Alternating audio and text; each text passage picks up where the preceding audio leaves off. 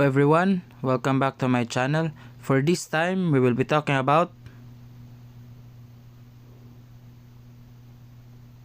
so sit back, relax, and enjoy the video tutorial. Today we will be learning about polynomial functions. To begin with, let's have the definition of polynomial function. It is a function in the form of p of x, where n is a non-negative integers, or it means the exponent should be not negative, and also it should be a whole number. So bawal ang mga fractions. Next, a sub 0, a sub 1, a sub n are called coefficients. To be precise, these are called numerical coefficients. A sub n, x raised to the power of n, is the leading term. A sub n is the leading coefficient. A sub 0 is the constant. So when we say constant, it is the number without a variable. And the highest power or the highest exponent is called the degree. So let's have some examples. So example number 1 is p of x is equal to 4x squared plus 6x plus 3. First, let's try to know if this example is a polynomial function. So again, try to see the exponents if it is non-negative integer. So correct, it's a non-negative integer because it's a positive integer, and also it's not a fraction. Next, what is the degree? So the highest exponent is 2. So degree is 2. How about the leading term? So leading term is the first term with the highest exponent, and that is 4x squared. Next, what is the leading coefficient?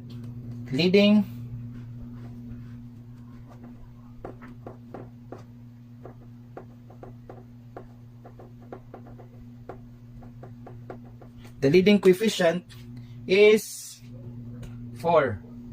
So the number beside the number written in the leading term. How about for the constant term? The constant term is 3, the number without a variable. Now for the second example, we have f of x is equal to 2x raised to the power of 4 minus 5x cubed plus 3x squared plus 8. So as you can see, the second example is written into f of x, because polynomial functions can be written using p of x, f of x, or by using y. So let's try to see if this example is a polynomial function. So by looking in the exponents, they are not negative and also not fractions. So example number 2 is a polynomial function. Now, let's identify the degree. The degree is the highest exponent, and that is 4. Next, the leading term. So the term with the highest exponent is the leading term. So that is 2x raised to the power of 4. How about for the leading coefficient? The number beside the variable in the leading term, and that is 2. How about for the constant term? The term with no variable, and that is 8. Now let's proceed to the types or the various types of polynomial functions. And these are the most common types. First is a zero polynomial function. Example, p of x is equal to 4. So it means we have only the constant number or the constant term in the function or in our equation. Second type is the linear polynomial function. So when we say linear, the degree is only 1. How about for the zero polynomial function? The degree is 0. Okay? Next, for the third type, we have quadratic polynomial function. So for the quadratic, the degree or the highest exponent is 2. How about for the fourth type, which is the cubic polynomial function? So when we say cubic, the degree is 3 or the highest exponent is 3. How about for the fifth type? We have the quartic polynomial function.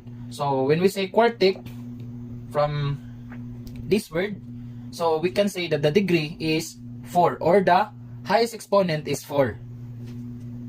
Now let's proceed to more examples.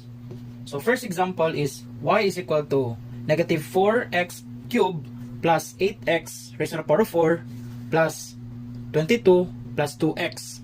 So let's try to answer the following columns.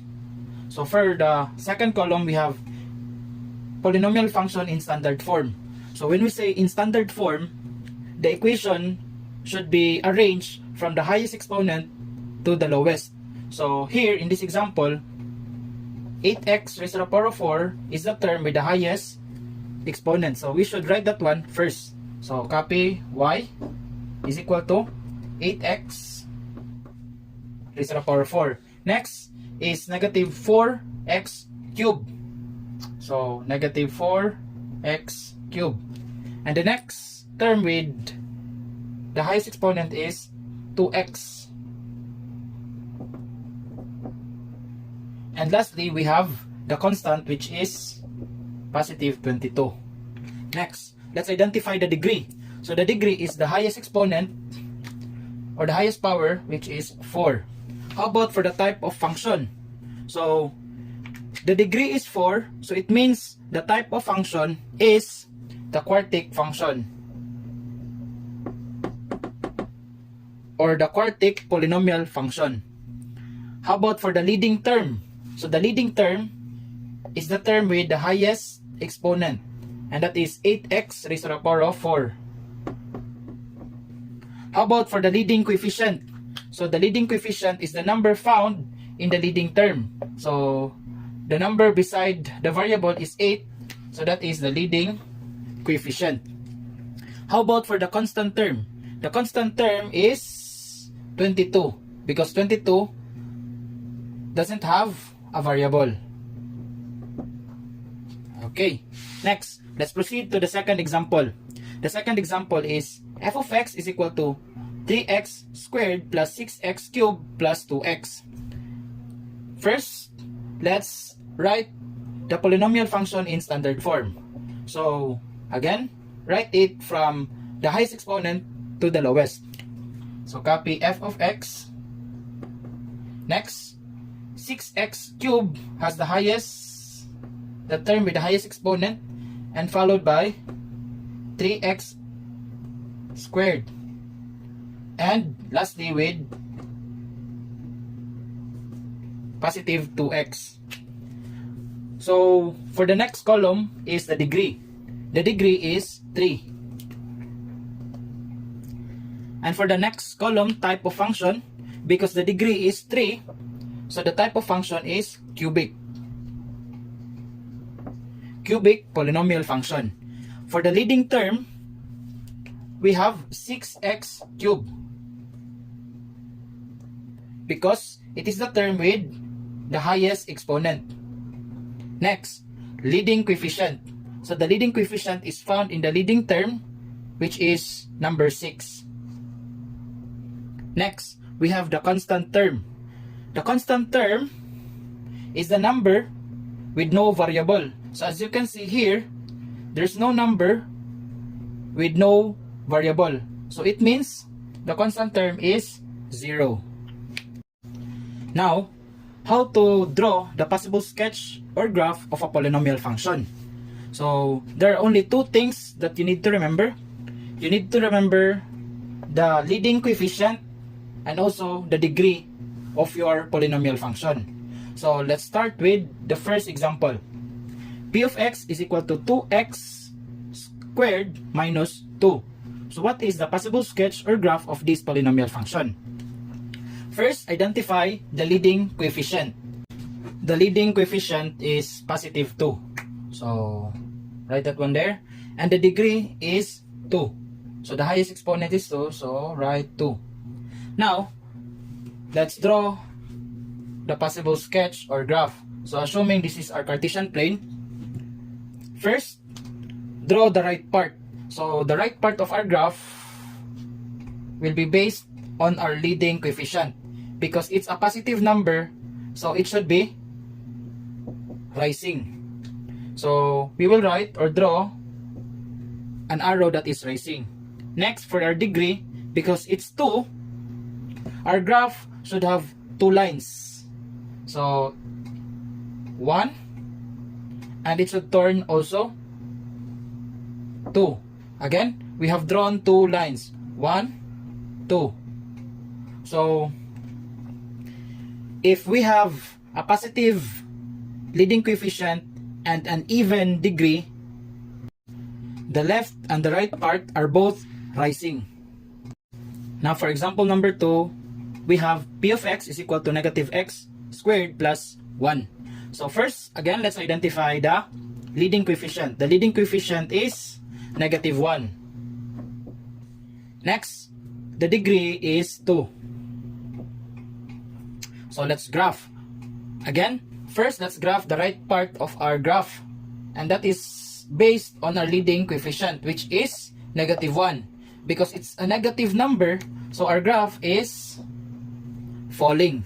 So, assuming this is our Cartesian plane, so we have a graph that is falling in the right part. Because the degree is 2 or even, or 2, so we will have 2 lines. So, 1, and then 2. So, if we have an even degree, it should be the same with the right part. So if the right part is falling, the left part is also falling because the degree is even. So for the third example, we have f of x is equal to x raised to the power of 5 plus 2x cubed minus 3x plus 5. So again, let's identify the leading coefficient. The leading coefficient is positive 1. And the degree is 5, or an odd number. Now, let's draw that one. Again, let's draw the right part first based on our leading coefficient, which is 1. And it is a positive number, so the right part is rising. So, assuming this is our graph. So, next, the degree is 5.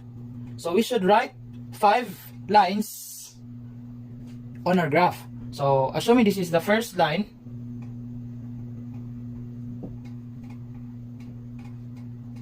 one, next 2, 3, and then 4 and 5. Again, 1, 2, 3, 4, 5. Now for the last example for sketching, we have y is equal to negative x cubed plus 5x. So again, let's identify the leading coefficient. The leading coefficient is negative 1. And for the degree, that is cube, or 3. So let's graph. For the right part, that is based on the leading coefficient, which is a negative number. So when we have a negative number, then the graph is falling. So let's try to draw that one. Next, the degree is 3. So let's draw 3 lines. 1, 2, 3. So the possible graph for this example is that one. So that's it, class. Thank you for watching. I hope you've learned something from this video. To be more updated for my future videos, please subscribe in my channel, push the notification bell, and hit the like button. This is Sir Chan, signing off.